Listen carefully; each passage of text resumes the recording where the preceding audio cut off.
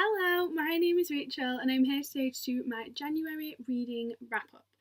So in January I've read 8 books, quite productive. They're all quite small, but I've also nearly finished 2 other books that were a little bit bigger, and one of them was a non-fiction, which if you have watched other videos by me you will know that I find it very, very difficult to read non-fiction fast. It takes me ages. I've been reading Another Day in the Death of America since November and I am enjoying it and still kind of reading it a lot, and I'm just super slow with non-fiction for some reason. So yeah, that's where we are at the moment. But the first thing I just wanted to show before I got into books and stuff was this special issue by National Geographic this month called Gender Revolution, which I've been reading. This is absolutely fantastic. If you can go out and pick up a copy still, go and do that, because it's absolutely fantastic. It's quite pricey, it's $6.99, but it is full of really important articles, really interesting articles, and it was really good because it kind of included everyone. So I think nowadays, in terms of talking about gender and talking about feminism and all these things, people like think, oh well, it's all about women, and it's not. Like, feminism is about equality, not about women over men. So I thought it was really nice that on here they put a lot of different groups on, so intersex, non-binary, transgender female, stuff like that, but there is also male on here, as in to say, this is for everyone, this includes everyone. So this is really good. Should pick that up if you did not. So I do my wrap-ups in order of the lowest ratings to the highest ratings. So the first book I have to show you I gave 2 out of 5 stars, and it was George's Marvellous Medicine by Roald Dahl. I feel bad giving it 2 stars because I do love Roald Dahl, and I feel like if I give something 2 stars it's not very good. And it's not that it wasn't very good, it's just I have been reading a lot of Roald Dahl's recently and I've come to expect a lot from his books, and I've been thoroughly enjoying reading them. And I read another book this month by Roald Dahl because I didn't read one in December, and that was really, really short, shorter than this even, and it was so much better, and I just think this one wasn't the one for me. It was very, very childish, which I know they all are, but the others don't feel as childish. This felt super, super, super childish, and it just wasn't for me. Just wasn't for me. So yes, that was 2 out of 5 stars for that one. Next couple I gave 4 stars. So the first one is the other Roald Dahl that I read, and that was The Magic Finger. This was absolutely fantastic. So basically, this girl has a magic finger, and the neighbour next door takes his sons out and they shoot a duck, or some ducks, and she is really, really angry about it because they are killing creatures and they're alive and they have no right to kill them. So she touches them with her magic finger, and it is like what comes from that, and I just found this absolutely beautiful. Yeah, if you're someone who is like pro animal rights and just that sort of thing, this will really resonate with you, and I just really, really enjoyed it. So 4 out of 5 stars. Then I read The Hungry Ghost Festival by Jen Campbell. This was one that I ordered online over Christmas because Jen was doing like a promotion where she handed out signed copies. So I bought this one. I really enjoyed this. I gave it 4 out of 5 just because there was about 3 or 4 poems where like they weren't as memorable at the end, but then there was some that really stood out to me and I really, really enjoyed. So I really enjoyed Kitchen, which I think is the first one. I read the first one and was like, that is amazing. Yeah, Kitchen, adored that one. Lobster Girl, that was a really good one.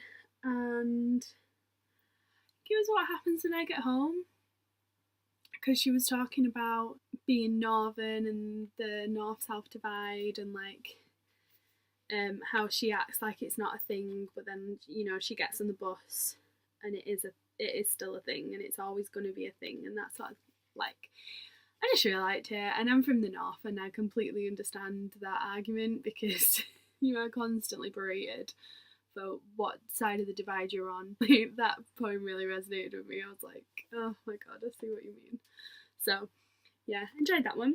Then I gave 4 stars to a book that I wanted to give 5 stars all the way through, and I was gutted that I couldn't.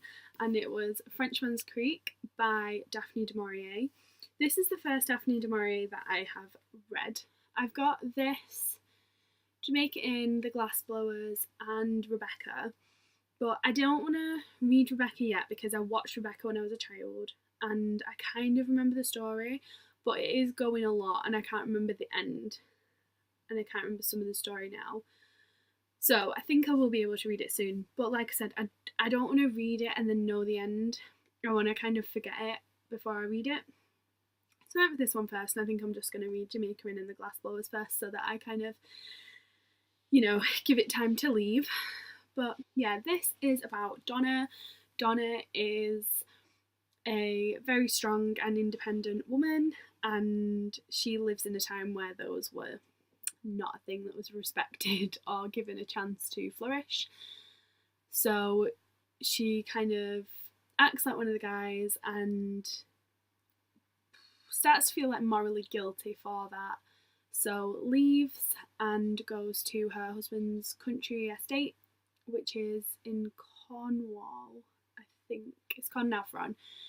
And basically there is a pirate ship with a Frenchman on, and it is terrorising the Cornish coast. And yeah, this is just so atmospheric and so fantastic. And all this, she thought, is only momentary, is only a fragment in time that will never come again, for yesterday already belongs to the past and is ours no longer, and tomorrow is an unknown thing that may be hostile. Oh my god. Yeah, just everything about this was just absolutely wonderful. I was really disappointed with the end, which is why I gave it 4 instead of 5 stars. But at the same time, I kind of saw the reason for the end, so it didn't make me not like the book. But yeah, it's a shame I got to star off. But really enjoyed that one, so 4 out of 5. Then I read This One Summer by Gillian Tamaki and Mariko Tamaki. This was part of, I've not actually put anything about it on my channel because I haven't filmed. Well, I filmed all my book hauls, but I didn't film anything for Diversathon. But I was doing Diversathon, so I read this because I haven't read much by Canadian authors, and these are 2 Canadian authors, and then the other books that I've not finished yet are the 2 books that I did for Diversathon, so it didn't actually go very well. But yeah, this one I gave 4 out of 5 stars. I really liked this. I thought it was just absolutely beautiful. It's published wonderfully. It's got these like little French flaps on it, and it's like a really beautiful purple. And the artwork is all in this like black with a hue on it, which I really enjoyed. And there's just some phenomenal artwork in here. Like, I just thought that was beautiful. And like, as you were reading the story, this little square that's like the corner of a letter that could mean nothing actually means so much, even though it's so small. And like, it kind of tries to show you that even when you're in a quiet room, you can still be so loud, like through the ticking, which I thought was really cool. This bit I just loved the setup of the pages. I thought it was really, really beautiful. Yeah, this is a story about Windy and Rose. Yeah, Windy and Rose. And they go and stay at this summer house every year. And basically, Rose's mum is having some problems because of some stuff that happened the last summer they were there. And Rose is kind of growing up to become interested in men and become so interested in that she loses focus of what's around her. And sort of, I think this story is trying to put into perspective that everyone is human. this was absolutely brilliant. I gave it 4 out of 5. And I thought it was really, really good. I loved the representation of like mental illness in this. I do know how weird this sounds, but I cannot find my Christmasaurus.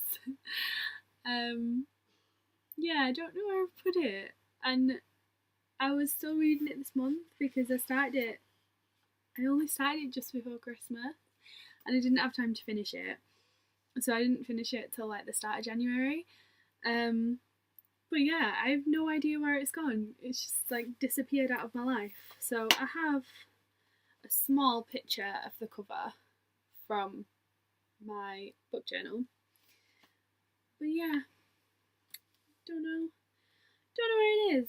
So this is the book journal, by the way. Really cute, love it. Anyway, yeah. So I read The Christmasaurus. This was by Tom Fletcher, and this was adorable. I gave it 4 out of 5 stars, and I just thought it was the cutest thing. It's basically this dinosaur is born at the North Pole, and no one knows what it should be. There's no other dinosaurs anymore, so they decide he's going to be the Christmasaurus, which is just an adorable name to start with. And basically, we follow the Christmasaurus, Santa, William Trundle, and his dad, and some other people. And I just thought it was one of the best kids' books I've ever read. And just a fantastic story about Christmas. It was just full of like Christmas magic and Christmas wishes and stuff, but it also like had representation, and I did not see the ending coming at all. It was literally like a bigger shocker than most thrillers I've seen in my life. Like, it was immense. So I really, really enjoyed that one. 4 out of 5 stars.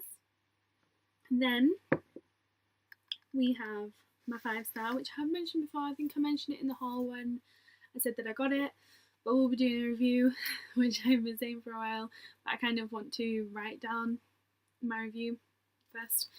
But it is Undying, a love story by Michel Faber. This is a poetry collection that Michel wrote whilst his wife was dying with cancer and after she had died, and this is just phenomenal. I absolutely loved this collection. It's beautifully published. It's a little hardback, and yeah, he was just really, really sweet, and it was just lovely how it was like no holds barred. So he kind of described all the things that you can't describe when someone dies. They kind of,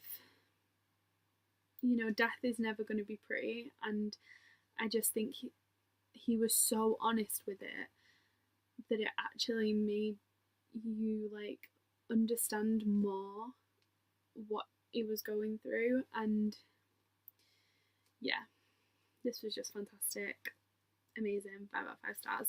One of my favourite poetry collections I've actually ever read. And the last thing that I finished this month was The 100 Nights of Hero by Isabel Greenberg. This is a graphic novel that I read with my girlfriend while I was in London. It's one of my favourite things I've read. I think it's my favourite graphic novel that I've read so far. Yeah, it is. This is my favourite one. And it is about Hero and Cherry, and they are basically a lesbian couple who can't be together. So Hero is Cherry's handmaid, and Cherry is married to an idiot, basically. And he makes a bet with another guy that he can't convince his girlfriend to, his wife to sleep with him while he's away for 100 nights. So, yeah. They have to try and keep him from sleeping with her by telling 100 stories. The Arabian Nights? 100 Arabian Nights? Something like that. But yeah, this is absolutely amazing, and the artwork is phenomenal. And I just, oh my god, it's just amazing. and I loved the bits with the moon. I thought the bit with the moon was just amazing. So yeah, loved that. 5 out of 5 stars. I'm definitely going to be picking up the Encyclopedia of Early Earth by Isabel Greenberg as well. And then the other two things I just wanted to quickly mention was that for Diverse Thumb, I have been reading. I did read this one summer, and I've also been reading 2 other things, but yeah, it's been hard because I picked up a non-fiction, which is The Good Immigrant, which is edited by Nikesh Shukla, and I've nearly finished this. I think I have like 4 or 5 more essays left, and I am just thoroughly enjoying this. But it's one of those where I feel like the essays will run together and I won't appreciate them as much if I don't give the time between them.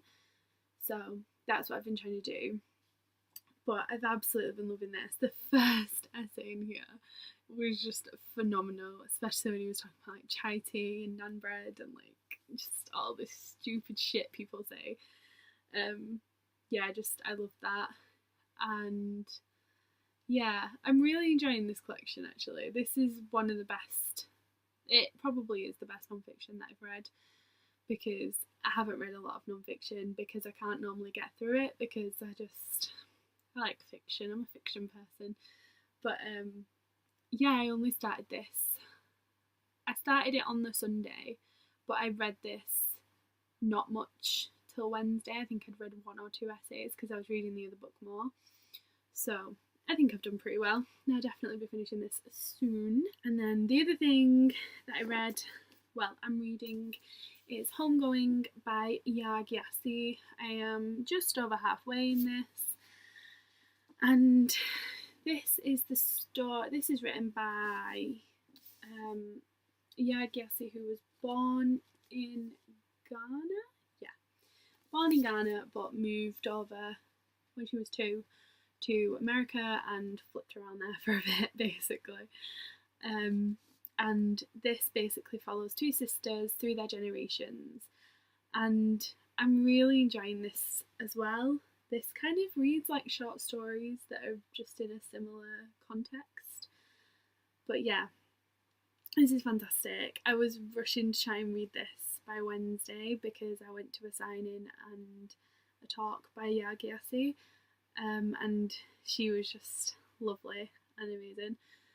So yeah, and obviously didn't manage to finish it, but I read quite a bit, so I was alright with that. So yeah, that's one of the books I read for Diverse Thumb.